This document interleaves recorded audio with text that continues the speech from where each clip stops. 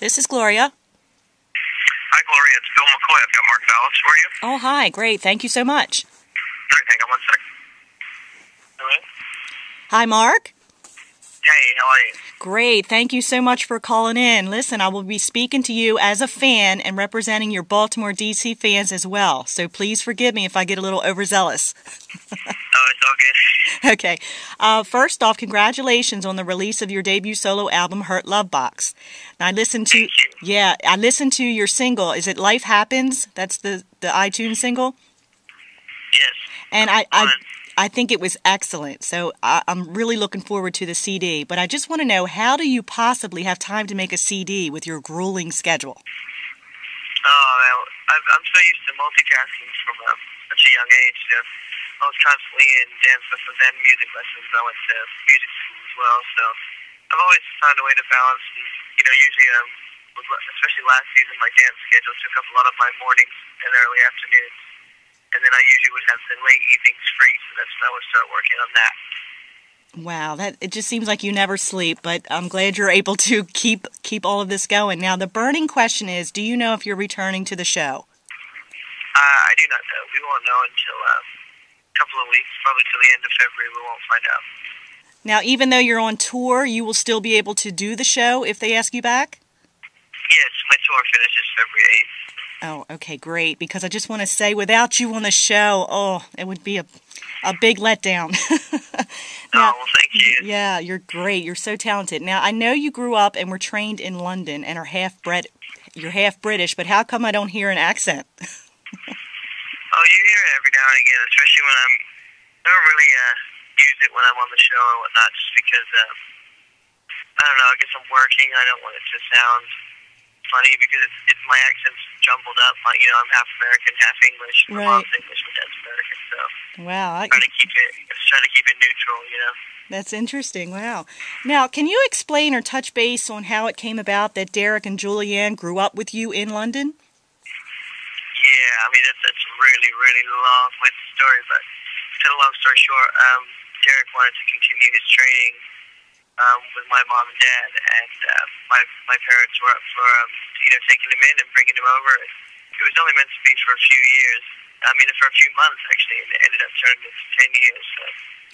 Wow, and I'm grateful that they did that, because all three of your training really comes across at, that you could tell you were trained by the same people. You are just completely excellent and bring new energy to the show. Now, yeah. Now, give us a comparison to living in London as compared to the U.S. Anything different, worse, better? So what's the comparison? Yeah. It's very different. London is, things are smaller, and there's a lot more history there. Like with the architecture and stuff, it's cold. People are different, and then here, it's a little warmer in the summer, and things are bigger, and So there's no preference? You can bounce back to both lifestyles and cultures? Yeah, I mean, I'm kind of used to both. So I kind of, wherever I am, I kind of just blend in. Okay, great. Now, I followed you and Derek in the Ballas Huff band and want to know if you're still together, or does this mean you're going separate ways? Yeah, I'm no longer doing Ballas Huff band anymore. I'm just going to be working on solo music stuff. Okay. Now, speaking of dancing, who makes an easier partner for you? An athlete like Christy, or like a person with rhythm who does like the club dancing? Hello? Hey, say that one more time. Oh, I'm sorry. I said, who makes an easier dance partner? Would it be an athlete like Christy, or a person that has rhythm that like dances in the club? It just depends. Like you get two advantages. With someone like Christy, you get that focus and that determination of being a world-class athlete. They know how to train. They know how to stay disciplined. And then with someone with natural rhythm and that knows how to move is more inclined to be able to move their body the way I'm asking. But I think both of them have their advantages. Okay, great. Now, I noticed that in one of the interviews you said Jennifer Aniston was your choice if you were able to pick a dancer. Is that still correct? Yeah, that's it. That would be awesome if she would do it. But who would you pick if you had to pick anyone dead or alive to collaborate with musically? To collaborate with, I think these days I'd love to collaborate with like John Mayer or something, write a song with him or something. That would be really cool. Yeah, I know he's one of your mentors, and you kind of say the tour is acoustic, like maybe like a John Mayer style. Is that what we expect on this tour?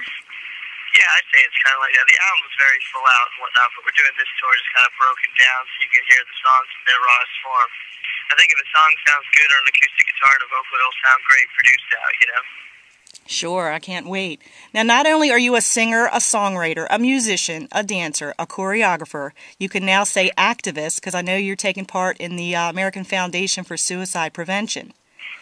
Yes, ma'am. Yeah. You know, my family suffered with the loss of a family member a few years back, and you know, it definitely shook our family and was very hard, and it was very it was a lot. It was a lot to go through. So sure, trying to get the message out there about depression and what we can do to make a difference and help people. Now, will you be traveling around as a spokesperson or doing the fundraisers like auction off dances and things like that? Yeah, I mean, I go to on this tour. I've been going into schools and talking to the kids, and like, you know, we do a lot of talks about belief and, you know, self-belief and you know, not letting people, you know, bully you or get you down. So we've been talking to a lot of the kids like that about that at schools. But yeah, we'll do some fundraisers and we'll put some fun events together to try and, you know, bring awareness to it. Wow, I think that's so great. You're just so busy, so talented. And I just want to say, you have accomplished so much in your young life already. Do you have anything else on your wish list? Yeah, I mean, I just would love for people to really get into this record when it comes out, and then go on a, you know, a world tour and play all over the world. And then, you know, at some point, I'd also like to open up a really a big dance school that specializes in all forms of dance. You know. Wow, that sounds great. So listen, I want to just tell you that you're the greatest dancer. I want to say you, Derek, and Julianne. We miss Julianne so much. You are so great. You bring joy and happiness, and it's like free therapy. It's so great of you guys on the show. Thank you so much. Thank you. And I'll see you at Hard Rock Cafe this Sunday in D.C., so I want to say best of luck with your music career and keep on dancing. Thank you. I'll see you then. Okay, Mark. Take care. Bye. Bye-bye.